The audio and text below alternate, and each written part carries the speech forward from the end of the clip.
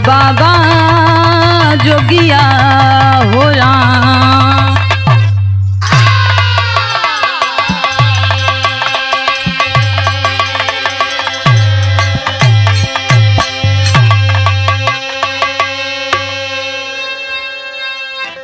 अच्छा बाबूजी, हम बिरहा गायिका सावित्री बागी एंड पार्टी की तरफ से आप सभी को एक स्वर में प्रणाम करती हूँ, स्वागत वंदन और अभिनंदन करती हूँ। आप लोगों के बीच में बाबू जैसे तमाम बिरहा सुनाई के मिला, हमारे हृदय सम्राट श्रोता बंधु आज प्रयाग गंगा स्टूडियो के माध्यम से आप लोगों के बीच में हमारे परम आदरणीय सम्मानित गुरुजी श्री राम गुलाब मौर्य जी और हमारे बड़े भैया आशीष भैया की देख रेख में आप लोगों के बीच में वीर रस का एक बिरहा लेकर आई हूँ। आशा नहीं पूर्ण विश्वास बा, जैसे प्यार दुलार हर बिरहे में मिलता है बाबू, ऐसे ही बिरहा में भी आप लोगन का प्यार दुलार और आशीर्वाद मिली। 4 लाइन भूमिका के अंदर कहना है मां साहब।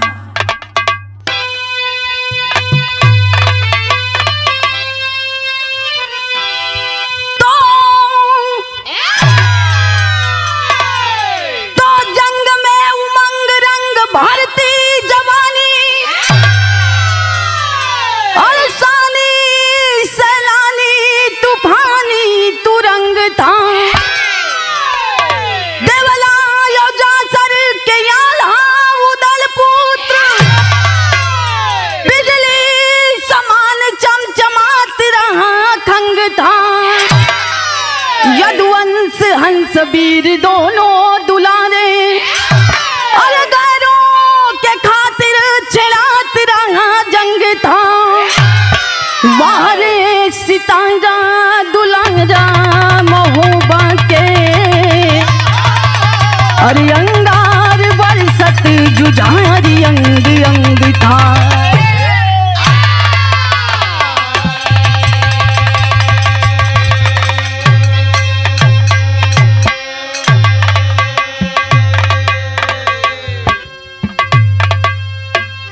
एक लाइन गजल के लाइन बा मां साहब। अब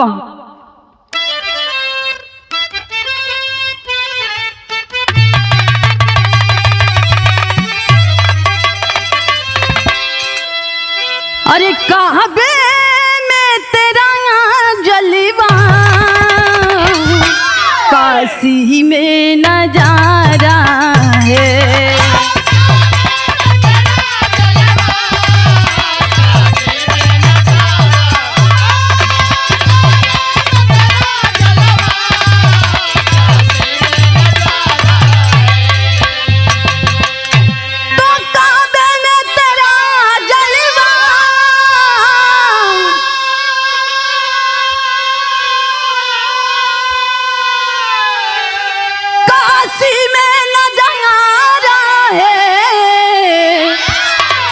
हमें ये भी प्यारा है, हमें वो भी प्यारा है।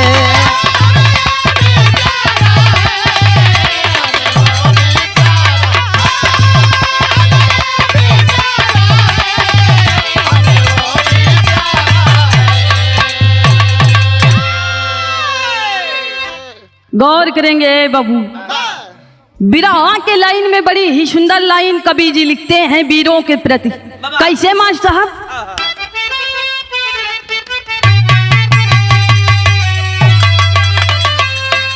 अरे वसुधा भी दहल जाती रंग रंगी जवानों से,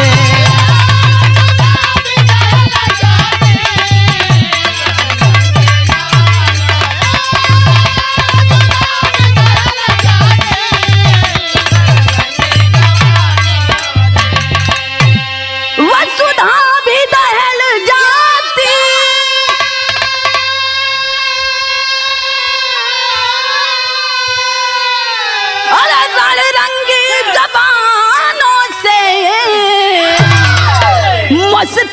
में चले नाहर टकरा के तूफानों से।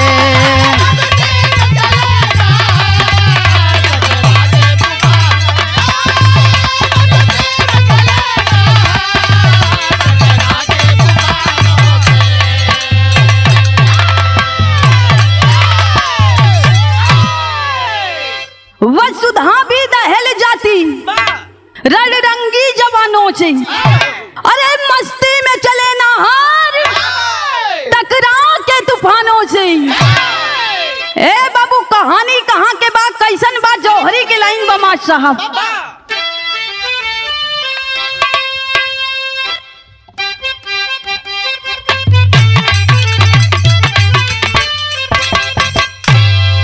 बजरंग बली थे उदल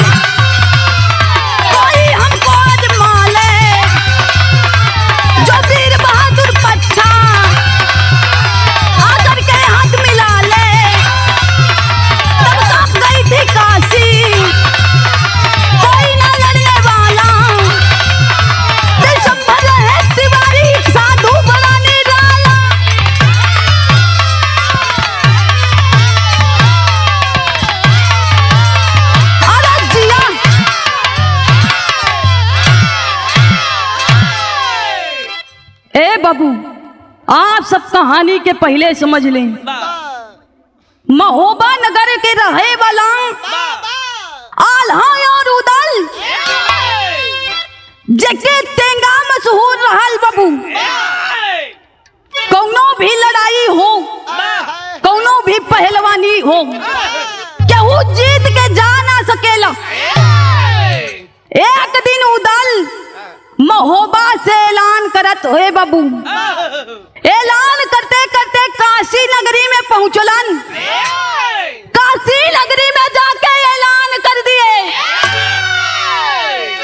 केहू के अगर हिम्मत बा केहू के कौनो मर्द के अगर पानी ना खून दौलत बा तो करके हमसे हाथ मिला ले। हमसे जीत करके दिखावे तब समझी कि वो मर्द बा। ए बाबू काशी नगरी में जब ऐलान कर दिए काशी की नगरी कांप गई। वहीं के रहे वाला विशंभर तिवारी जी। ए बाबू जेकर बिटवा के नाम देभा तिवारी बतायल गई। विशंभर तिवारी जी जब बतिया को सुन ले तो मनवा में सोच गईलन त बड़ी बेइज्जती के बात बा।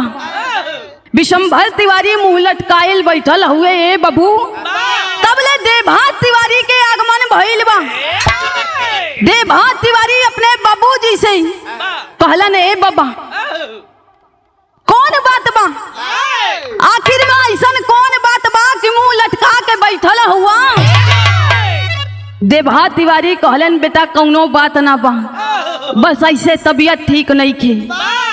इतनी बतिया जब विशंभर तिवारी देभा तिवारी से कहलन ए बाबू देभा तिवारी कहलन ए बाबा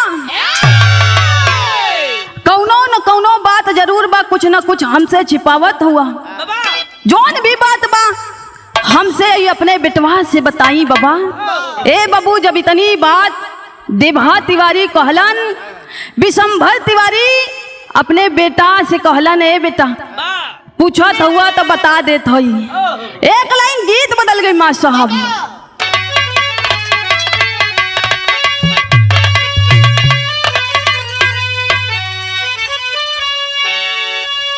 अरे झूलनी पे उड़ली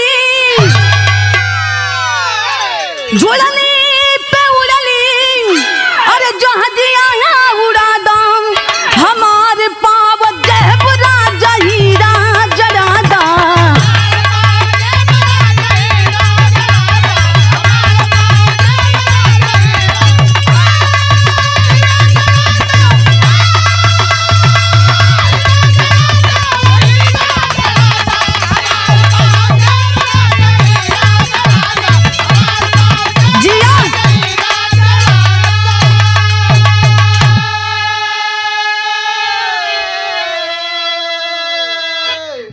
विशंभर तिवारी अपने बेटा देभा से बतावत हुआ, कहे ए बेटा पूछत हुआ तो सुना का कारण बा।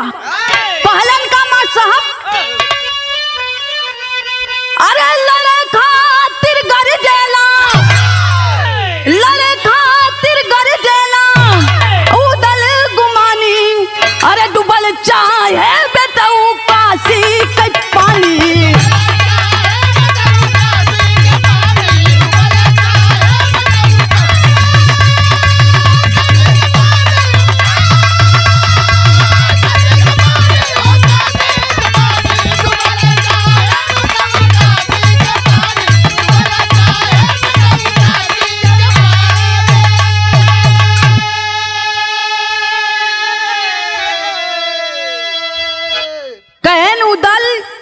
ऐलान करत हुआन काशी नगरी में, जकरे तेंगा में पानी बा, आ करके हमसे लड़ ले तो जानब की उम्र दहो। ए बाबू जब इतनी बात देबा तिवारी सुननल, देबा तिवारी कहलन बाबा बस इतनी सी बात। देबा तिवारी के बतिया सुन करके ए बाबू विशंभर तिवारी आज अपने लाल से एक बात कहलन। कहलन का मां साहब,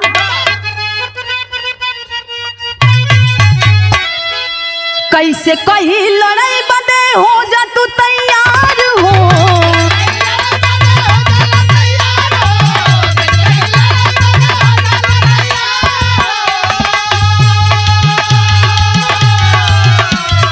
सात दिना से बात ही रहूं बीमार हो,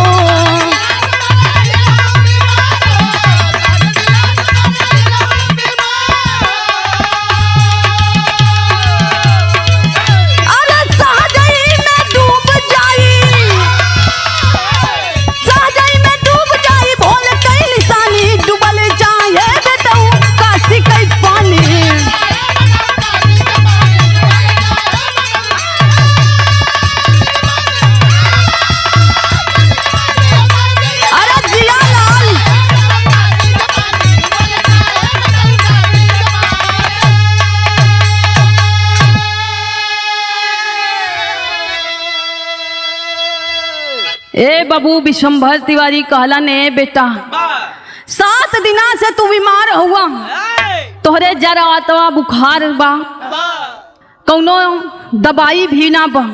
ए बाबू तब के जमाना में दवाई ना रहल हो, तब के जमाना में लोग जड़ी बूटी घर से बनाई हुई दवा का उपयोग करें। बीमार हुआ आखिर में कैसे कह दी कि जाके लड़ाई लड़ा, औदल की बात के मुंह तोड़ जवाब दा। ए बाबू जब इतनी बतिया दे भा सुन लेन अपने बाबूजी के, कहलन बाबू चिंता की कौनो बात नहीं बा। ए बाबा अबे तो है बेटा के सीना में पानी बा हो, ये खून बा।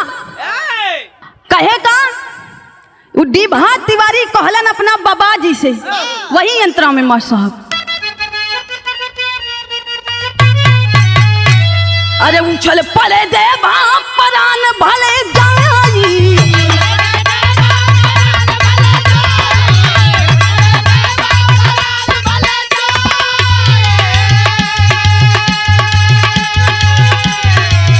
पानी बचाई है हमारी गंगा माई,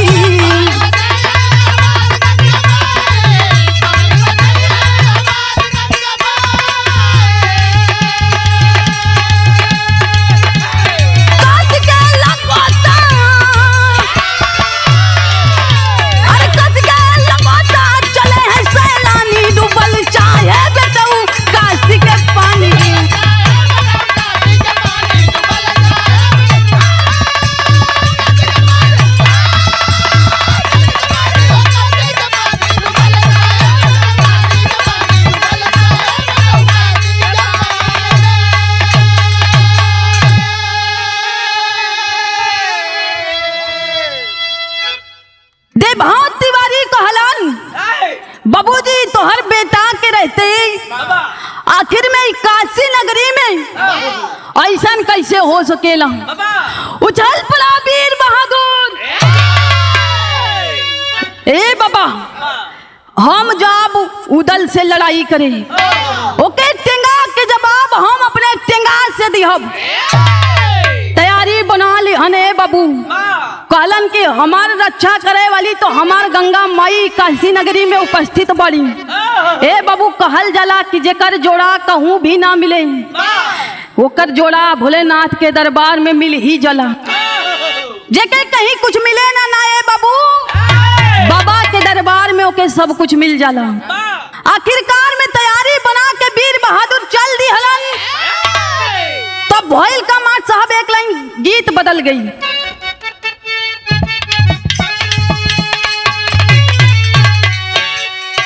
हम गवनवा नहीं जा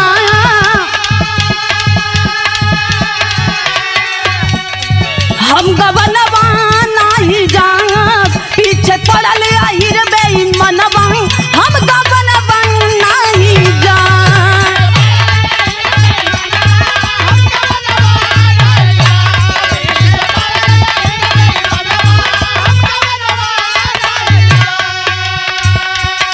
ए बाबू ऐलान सजा करके दोनों वीर बहादुर चल दिए। जब आमना और सामना हुआ दोनों का तब भइल का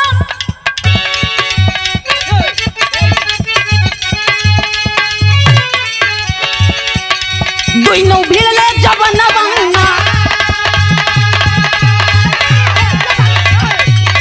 दोनों भिड़ले जवनवा दोनों भिड़ले जवनवा कापे धरती और गगनवा दोनों भिड़ले जवनवा।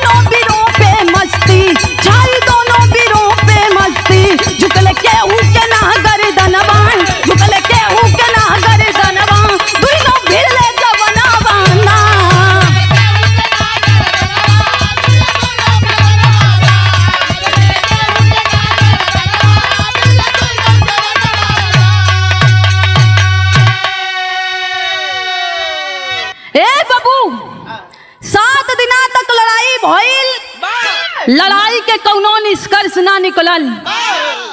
केहू ना हारत बा ना केहू जीतत बा। आखिर में उदल से रहाइश ना भई। उदल वीर एक बात दे भा तिवारी से कहलन विदेशिया के लाइन बा मां साहब।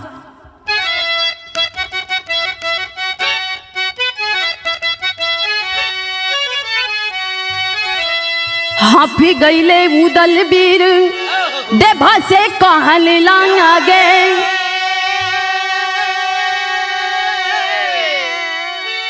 कौनी मतारी का तू हौआ सुगना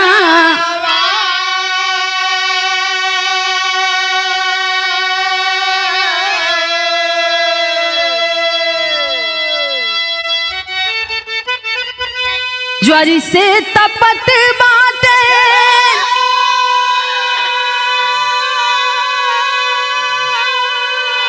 तोहरी शरीरिया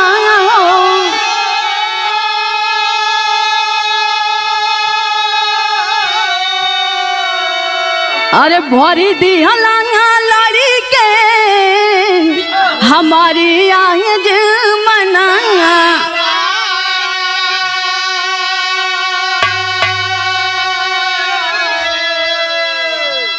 देवा कहलन घरी बाबा हमारो महो बाबा हो देवला मतारी और जासर के ललनावा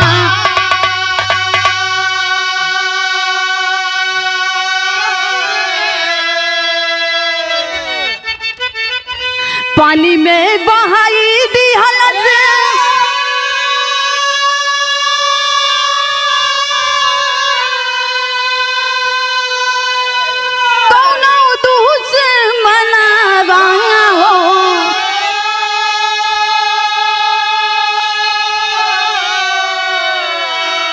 अरे यह विषंभर तिवारी हमर कैलन पलनवा।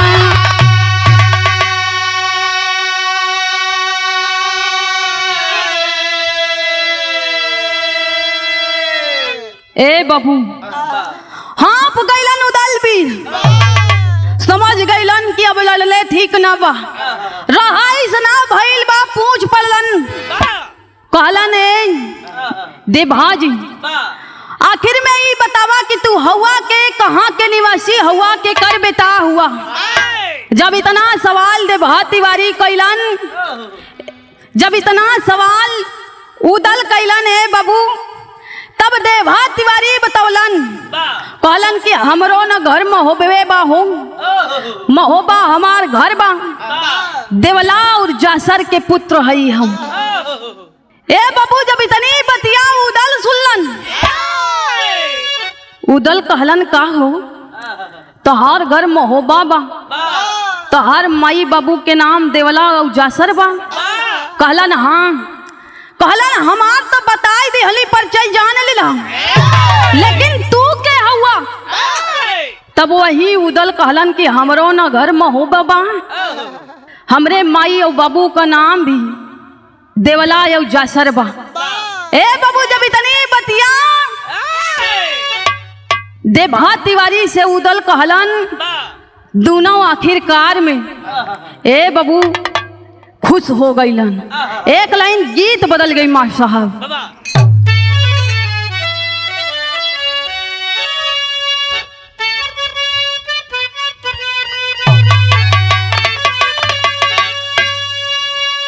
अरे सासु मारे तनवा, ननदियों मारे तनवा, कि तनवा आई हो मारे ना, कि तनवा आई हो मारे ना, हमरे आगे कई बेटा तनवा आई हो मारे ना।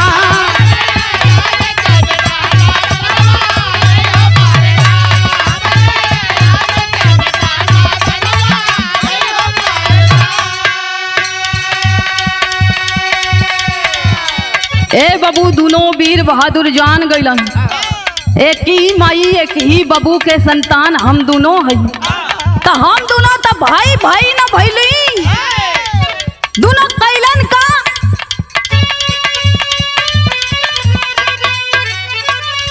अरे गरबा मिला के दुइनों, अरे गरबा मिला के दुइनों, अरे हंसवा के जोरवा जोरवा टूटी हो गई ना, जोरवा टूटी हो गई ना, चढ़ के चलल वीर घोड़वा रोरवा टूटी हो गई ना।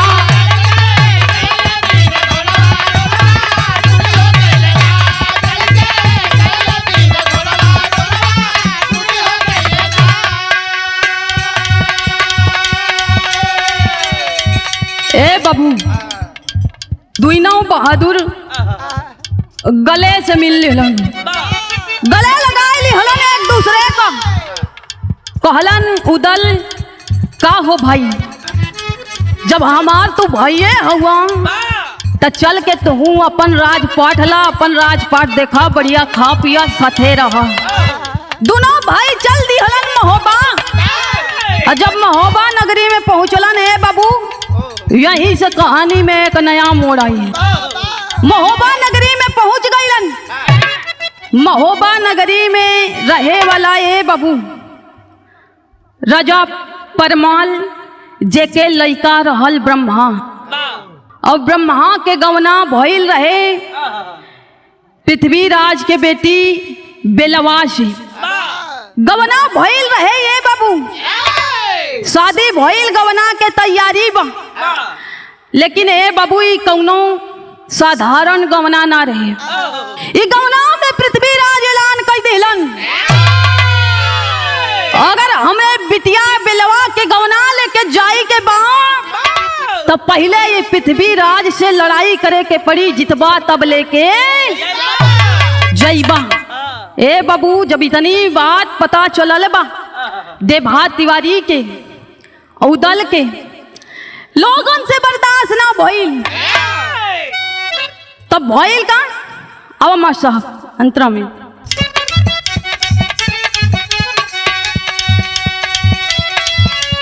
बेटी पृथ्वीराज की थी बेलवा मयनवा,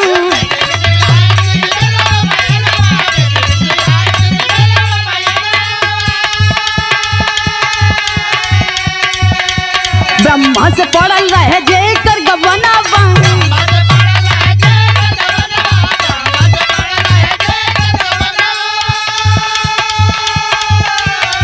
लेकिन विदाइया में जंग के निचोड़वा रोरवा टूटी हो गईले ना, रोरवा टूटी हो गईले ना, फूटल स्तंभ वाला फोड़वा रोरवा टूटी हो गईले ना।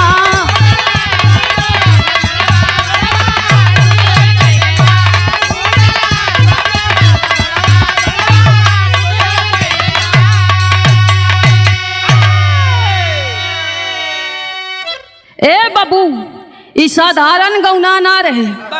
आखिरकार में जब पृथ्वीराज ऐलान कई दिहलन तब परमाल राजा के बेटा ब्रह्मा और रेभा तिवारी उदल और आल्हा के बेटवा उदल के भतीजा लाखन तैयारी बना के चल दिहलन लड़ाई करे के खातिर, ये गवना करावे के खातिर। ए बाबू जब गवना करावे के खातिर दिल्ली में चलन तब भइल का टेरी के लाइन लग गई मास्टर साहब। अरे राम लड़ाई अब ता दिल्ली में होई, अरे राम लड़ाई अब ता दिल्ली में होई, अरे ब्रह्मा के गवना का चलन वीर बलदाई है बलदाई, अरे बलदाई। अरे जिया लड़ाई अब ता दिल्ली में होई, ब्रह्मा के गवना के चलन वीर बलदाई, लड़ाई अब ता दिल्ली में होई। ए बाबू ब्रह्मा के साथे उदल देभा तिवारी और आल्हा के बिटवा लाखन चल दी हलन ब्रह्मा के गवना करावे, कहे कि सबको पता रहल कि गवना साधारण गवना ना बा, ई गवना में लड़ाई होई, जे जीती तब जाके कहूँ गवना लेके आयल जाई। तैयारी बना के वीर जब पहुंचलन दिल्ली पृथ्वीराज चौहान के नगर में बाबू, तब भइल का एक लाइन गीत बदल गई मास्टर साहब।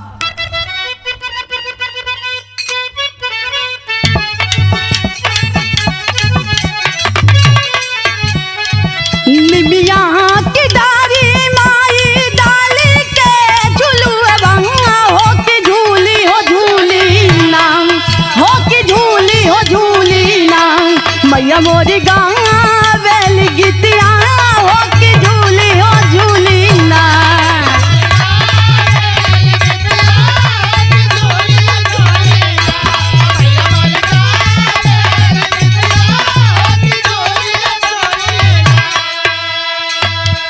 ए बाबू तैयारी बना के चलन दिल्ली गवना करावे के खातिर, वही समय के भाव बमा साहब देभा जवनवा उदल लाखन मार दनवा, बिरवा दिल्ली आइले नाम, बिरवा दिल्ली आइले नाम, होई आई ब्रह्मा के गवनवा, बिरवा दिल्ली आइले नाम।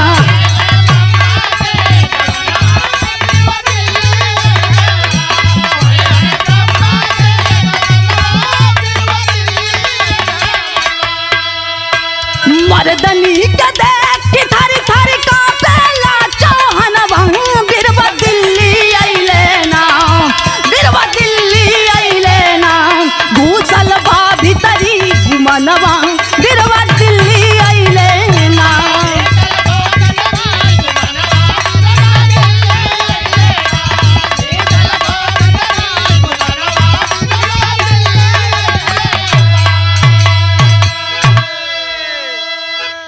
ए बाबू जब देभा तिवारी उदल और लाखन जैसन तेंगा वाले वीर का पृथ्वीराज दिखलन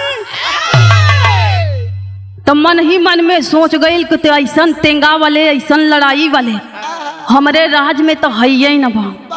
जो ने कहा तो है ही बात है, तीन का जवाब कैसे दे। ए बाबू लेकिन मन में गुमान बा। ए बाबू देवहा तिवारी लखन और उदल खड़ा हुवन मन ही मन में विचार कर गया, मन ही मन में विचार कर गया। आखिर में कैलन का पोहपट के लाइन बामार साहब।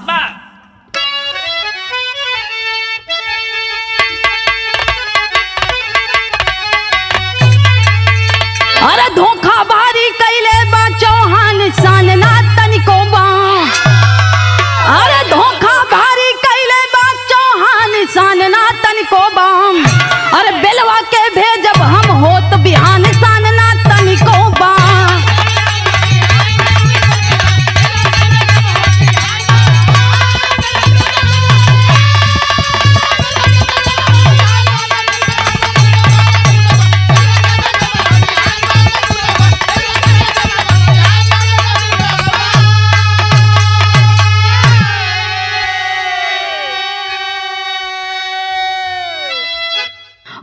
सोचलन पृथ्वीराज चौहान है बाबू धोखा कई गईलन।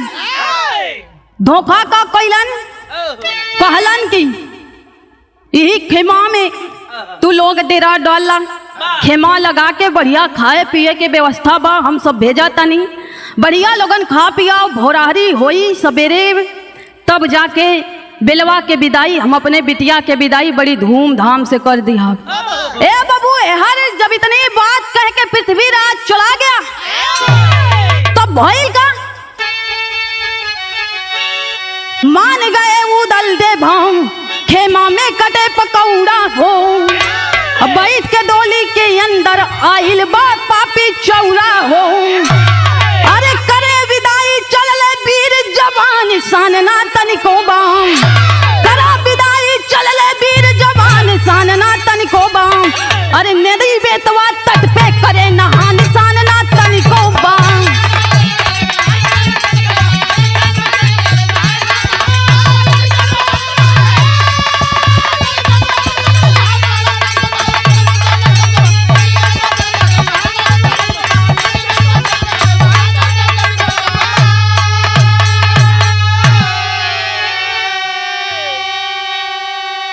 ए बाबू पृथ्वीराज के कहे के अनुसार खेमा में जाके उदल देवहा तिवारी और लाखन ब्रह्मा राजा परमाल के लड़का सब साथे जाके बढ़िया नाश्ता पानी के व्यवस्था भइल, पानी पिंगल भइल, खाना पीना भइल, रात बीत गई।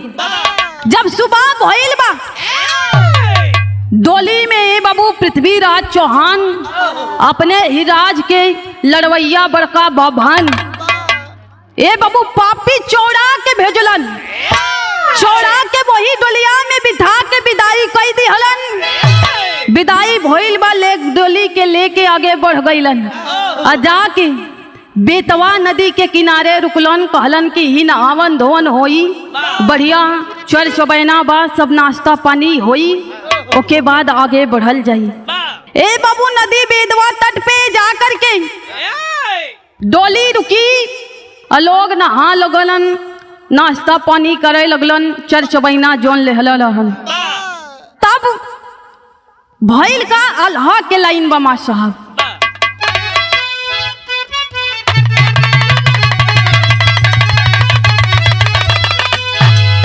अरे सब लोग लगल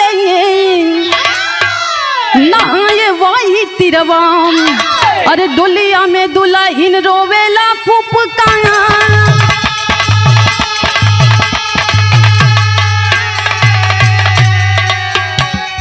ब्रह्मा समझावई बदे डोलिया में गई।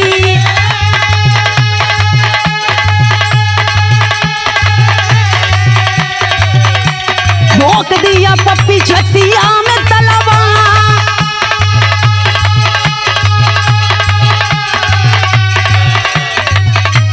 लगले चिल्लाई ब्रह्मा हाय हाय कही के।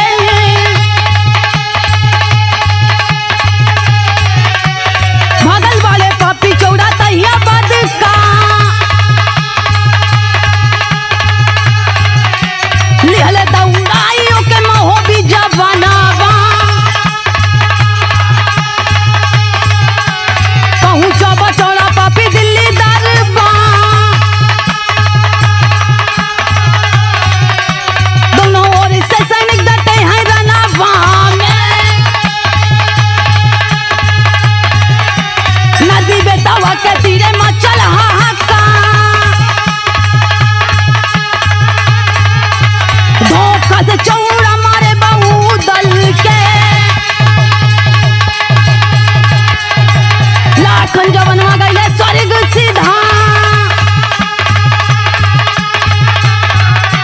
दे भत्ती बारी देख भाई के मरनावा नदिया में डूब दिहल जिंदगी बिसा बेला गुजरिया आईली बतही तिरावा ब्रह्मा सजनवा के कैले दिया दान ब्रह्मा कैले धोखा भारी कैलू ए गुजरिया भाई बाप भोरा बड़े बड़े गद्दा बालूपति बता नारी यदि दुनिया में ना हर भाई के लावा मूड़ी हो उता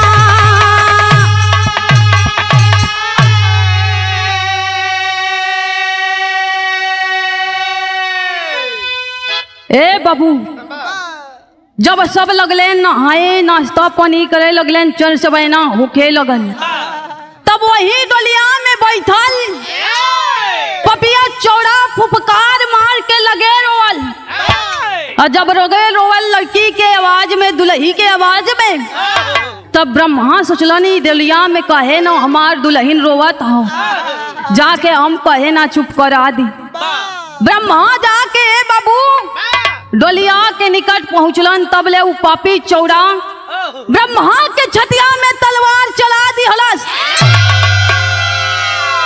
हाय हाय कह करके बाबू ब्रह्मा वही जमीनिया पर गिर पड़लन तब ले उदल दौड़ पड़लन कि आखिर ब्रह्मा के भइल का जब उदल दौड़ पड़लन डोली की ओरिया ये बाबू तब ले उ पापी चौड़ा निकल के भगे लगल दिल्ली के दरबार की ओर भागने लगा पीछा कर लिए मोहबी जवान ए बाबू आगे आगे पपी चौड़ा भगत हो और पीछे पीछे ये बाबू डेभा तिवारी अल्लाह खान उदल भगत हुआ तमाम सेना इकट्ठा हो गई योजना पहले से ही बनी थी वो दिल्ली दरबार में आखिरकार में उदल भी मारल गईलन उदल के भतीजा लाखन भी मरल गईलन है बाबू देभा तिवारी से ही देखल ना गई देभा तिवारी जाके नदिया में कूद के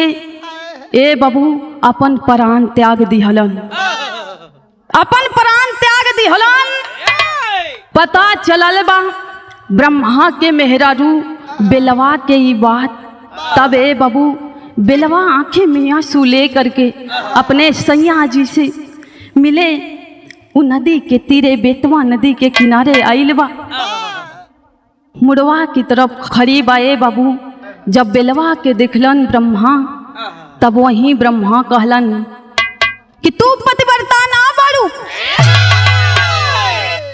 तू हमार मेहरारू जरूर हो लेकिन पतिव्रता ना हो हमरे साथे इतना बड़ा धोखा तोहार भाई नहार और तोहार बाप कैलन तू कैसे पतिव्रता हो सकेलू ए बाबू जब इतनी बात बेलवा सुन ले बा बेलवा कहे ए सैया हम पतिव्रता नारी है सैया हमरा पे विश्वास कराई धोखा में हम शामिल ना रहनी जब इतनी बात ए बाबू रोई के आज बेलवा उन ब्रह्मा से कहता तब वही ब्रह्मा बेलवा से एक बात कहलन खरी के लाइन लग गई माँ साहब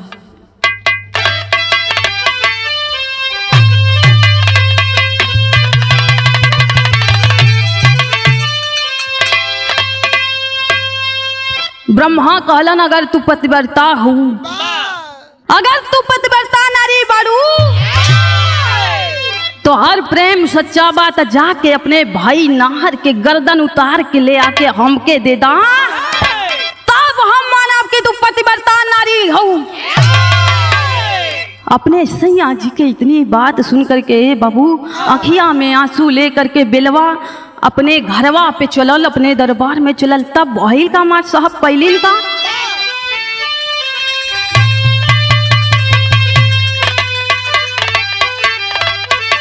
अरे प्रतिव्रता व्रत निभावली उस सही के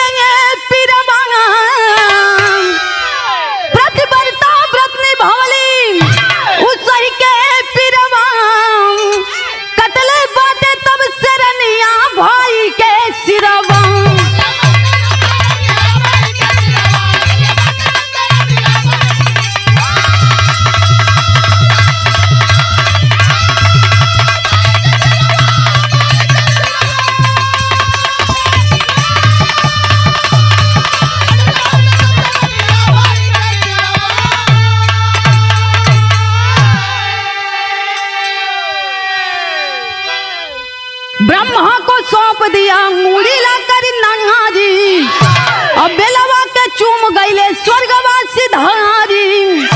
आल्हा साधु बैले जाके मैहर में बीरवा, आल्हा साधु बैले जाके मैहर में बीरवा, कतले बात तब शरनिया भाई के सिरवा।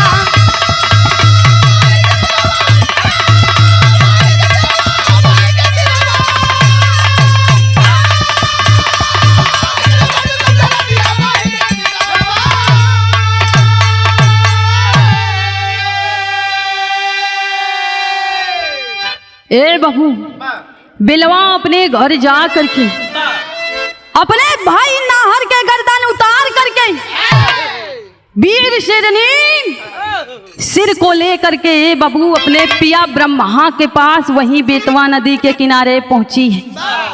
सिर को ले जा करके अपने पिया को सौंप दिया, पिया के हाथों में रख दिया ए बबू। तब वहीं ब्रह्मा अपनी मेहरारू बिलवा के माथ के चूम लिहलन ए बाबू। कहे कि ब्रह्मा के श्राप रहे जब तक पतिव्रता मेहरारू के मुंह न दिखबा तब ले तो हर मौत ए बाबू। कहानी तमाम सुनाई के मिली हुई, कहानी तमाम सुनाई के मिली हुई आलखंड से आप लोगन के। लेकिन उदल के मौत कैसे भइल, देभा तिवारी के मौत कैसे भइल, लाखन के मौत कैसे भइल, ब्रह्मा के मौत कैसे भइल और आल्हा कहाँ गईलन, ई बात काफी लोगन के ना पता हुई।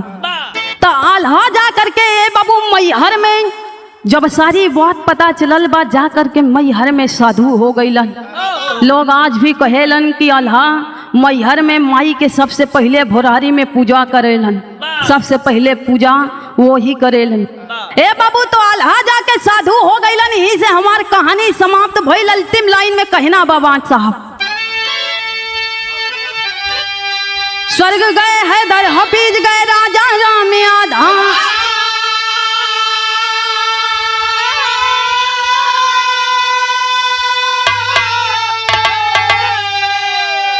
कथन किए संतोष कवि जी प्रमुदित अनिल कुमार हो।